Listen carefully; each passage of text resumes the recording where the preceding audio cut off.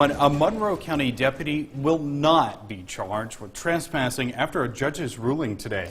Earlier this month, Deputy Jermandy Jackson pulled into the driveway of a Lee County home that's close to the Monroe County line. Jackson said he smelled the odor of marijuana. He then questioned several people who admitted to having the drug. They then gave it to Jackson. One of the suspects allegedly told Jackson that he was in Lee County and did not have a right to be on their property because he was in his Monroe County patrol car and deputy's uniform. After the incident, an investigation led to the probable cause hearing to see if Jackson would be charged.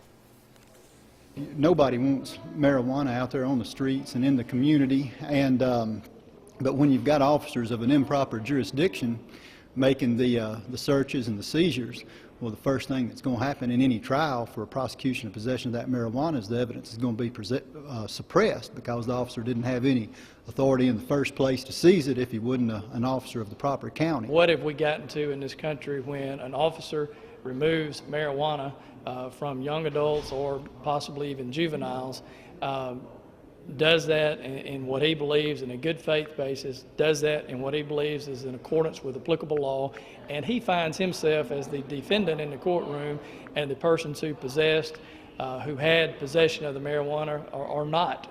They're the ones making a complaint about a trespass. Now, Jackson is also the assistant police chief in Okolona. Monroe County Sheriff Cecil Cantrell says Jackson is a hard worker and a great officer. The marijuana was destroyed by Deputy Jackson.